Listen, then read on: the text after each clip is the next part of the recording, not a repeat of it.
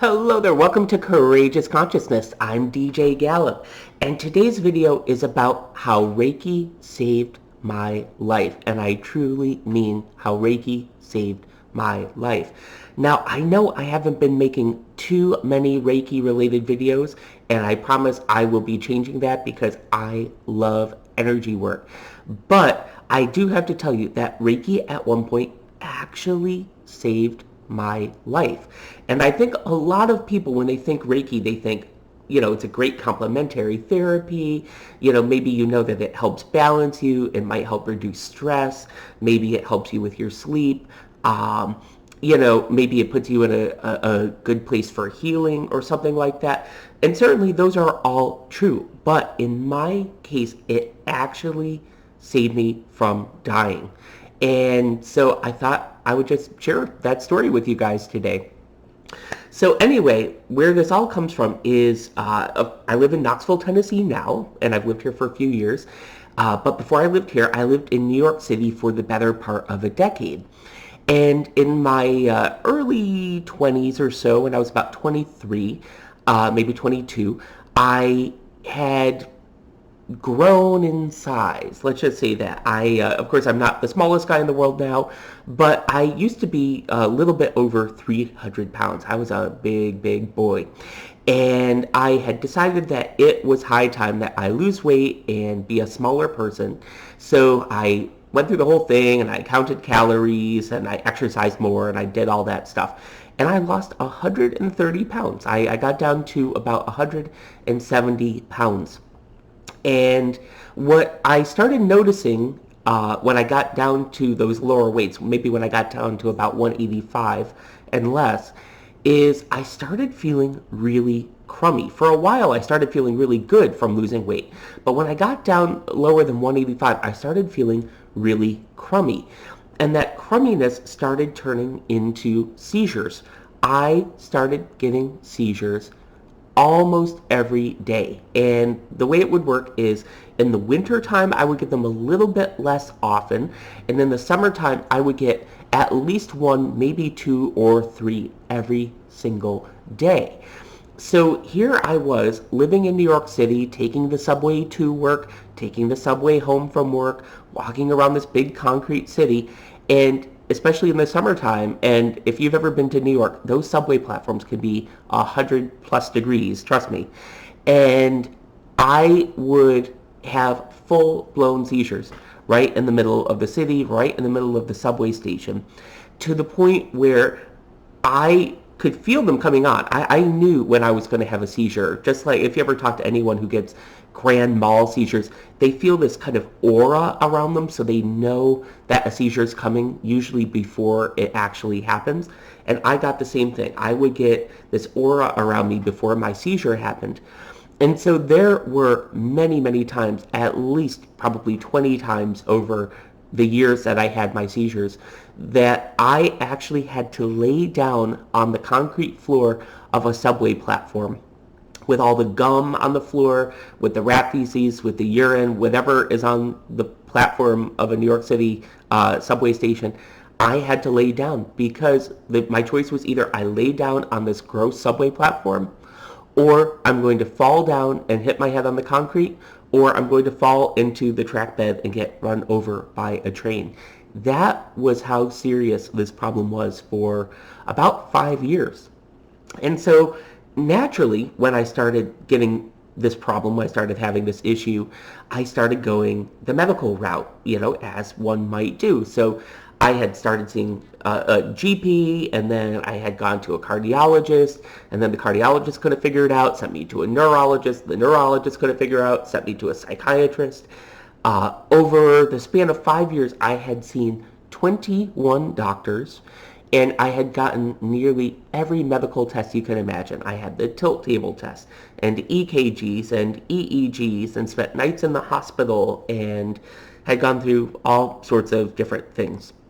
But no matter how many doctors I had been to, or all of the tests I had gone through, I could not get a diagnosis. They were able to tell me that what I had was not grand mal seizures. I was not having the traditional type of seizure that most people are associated with.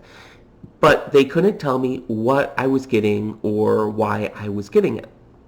And so there was a point after about 5 years of my having these seizures where I just truly said to myself, I am going to have this condition for the rest of my life. I am going to have to deal with this for the rest of my life like a chronic condition. And I'm probably going to have to move out of New York City. And I'm probably going to have to stop driving because I would get them while I was driving as well. And that was so sad and it was so scary. And even thinking about it now, it gets me a little bit emotional about that time. So anyway, one weekend, it was kind of a nice summery weekend, and I decided to go up and visit my parents in upstate New York. And my mom was always trying to help me find a good doctor and help, try and figure out what the cause of this problem was. And so she said, hey, your aunt, she goes to this guy down in a neighboring town. His name's Gary. And he does this thing called Reiki. And she said, I'm not going to lie. I don't know anything about Reiki. I only have heard of it through your aunt, but it really helps her with a bunch of things.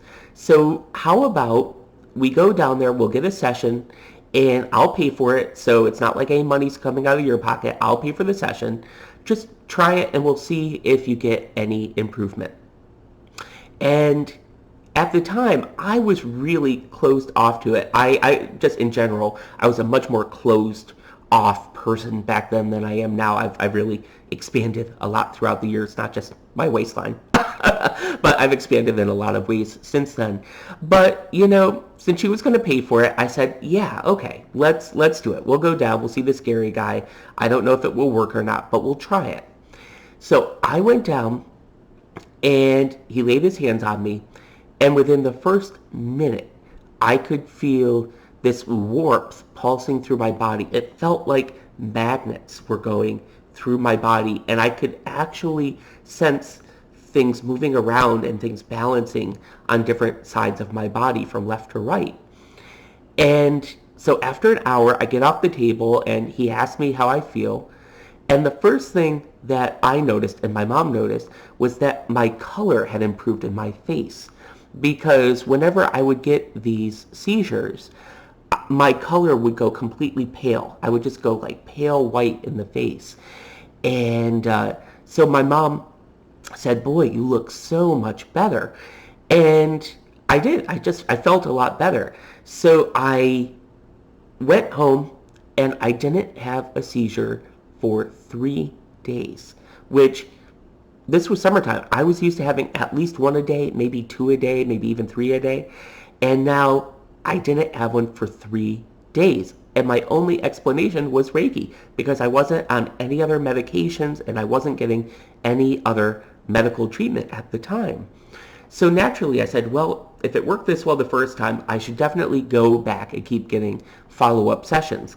And so I would find excuses to come to upstate New York, and it would go from 3 days to a week, and then eventually to 2 weeks, and then eventually all the way to a month with repeated sessions.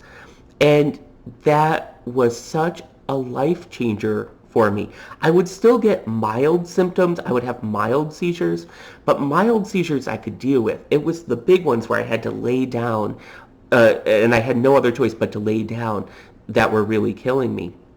And so I remember thinking that if this is helping me so much, if Reiki is helping me so much, I need to learn it so that I can share it with other people, because I may not cure someone with, seizure disorders, but you know what? If I can help other people with Reiki, then I am getting it out into the world. Now, what I will say is, eventually, you may wonder, I actually did get a diagnosis some years later. I think after about 8 years of having the seizures, I had actually found a physical therapist who was able to figure out actually what was wrong with me, which was that I was having this thing called vasovagal syncope. I was just getting it very, very often, and it presented itself much like a seizure would. But I would say still, I credit Reiki for saving my life because I think it would have been an inevitability that I either would have passed out and hit my head very, very hard on the concrete somewhere, or I would have passed out and I would have fallen into the subway tracks and either had electrocuted myself or gotten run over by a subway train. I honestly think that would have happened if I had not found Reiki when I found Reiki. So, as you can tell, it's a really powerful thing for me. So I would suggest to you, if you've been thinking about learning Reiki, if it's something that appeals to you at all, I would say go for it. At least consider signing up for a level 1 course, which you could do in just a quick weekend. And my personal belief is that I think every household would really benefit by having at least one person who knows how to do Reiki, because Reiki is one of those kind of great first aid things that you could pull out when you really need it. You know, if you have a family member who's having a panic attack or an anxiety attack, you can start doing Reiki on them, and within about 10 minutes, they will be much, much more calm. Or if you have a family member who suffers from chronic headaches, you can actually, really work on their headache and have it go almost completely away within 5 or 10 minutes. So it can be an extremely powerful technique to do on people, and I think it's a really good idea to have at least one Reiki person in your life or in your household. So anyway, thank you guys so much for hearing my story today. I do promise I will be doing more Reiki videos in the future where I teach you guys some of the basic techniques. I'll also teach you some healing touch techniques, which is another program that I went through as well. And so thank you so much for watching. Of course, I really love comments because my channel is dedicated to you guys and helping improve your lives and making you feel better. So you letting me know what you want me to make really helps me out a lot. But also, I love if you hit the like button and if you hit the subscribe button. I'm making videos Monday through Friday, and today is Wednesday, I think. So I will see you guys all tomorrow. So namaste. Have a most wonderful day. Peace and blessings to you and your family.